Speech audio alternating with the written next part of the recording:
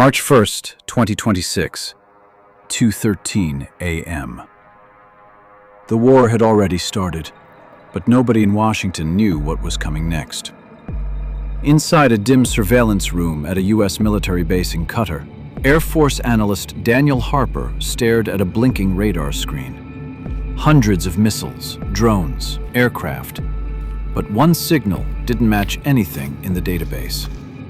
It wasn't Iranian, it wasn't Israeli, and it wasn't American. The signal was coming from inside Tehran, and whatever it was moving toward the sky.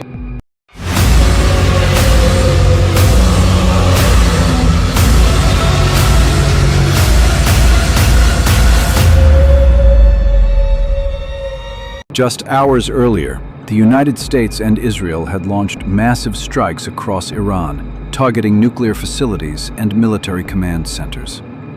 Iran had retaliated, with ballistic missiles hitting Israel and U.S. bases across the Gulf. The world believed this was the beginning of World War III.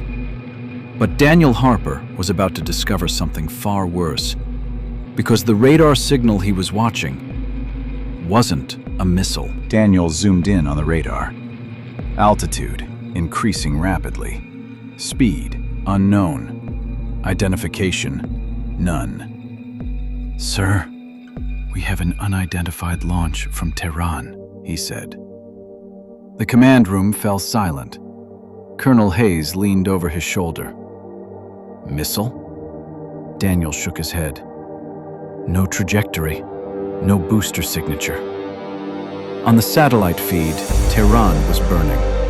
Smoke from airstrikes rose over the city. Air raid sirens screamed. But then the infrared camera caught something strange. In the center of the city, a black circular structure had appeared where an old government complex once stood. It looked like a massive hole in the ground, and something was climbing out of it. Daniel adjusted the satellite focus. The object wasn't mechanical. It wasn't metal.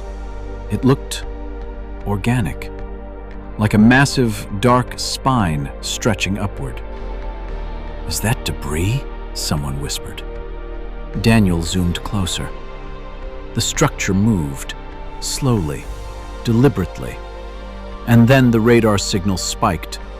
Altitude, 30,000 feet. But the object hadn't even left the ground yet. "What the hell are we looking at?" the colonel asked. No one answered, because suddenly every screen in the room flickered. The satellite feed distorted. For one frame, just one, Daniel saw something inside the hole.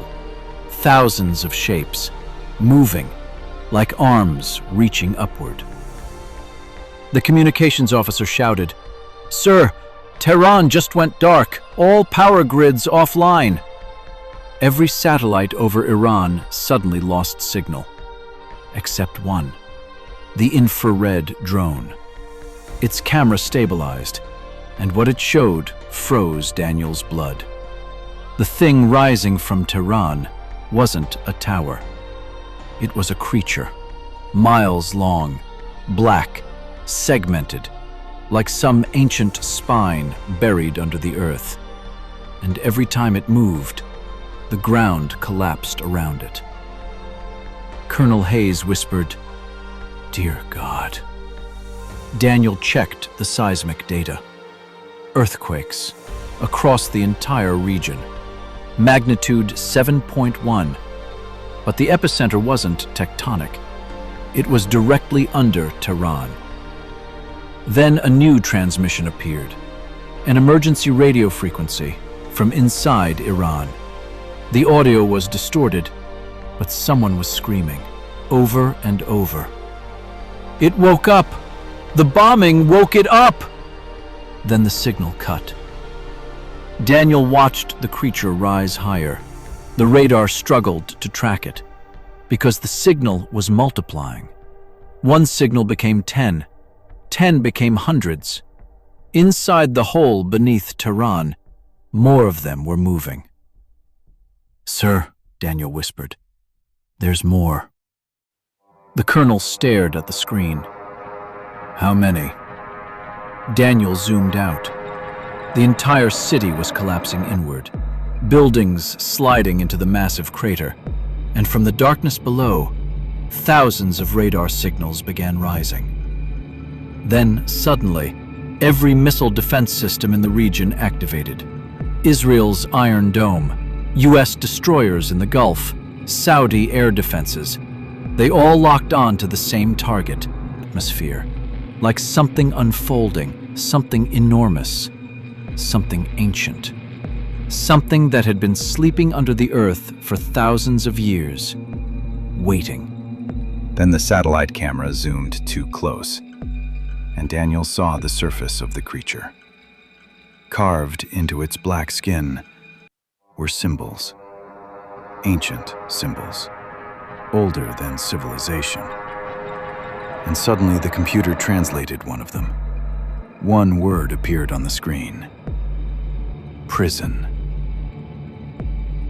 The colonel slowly leaned back.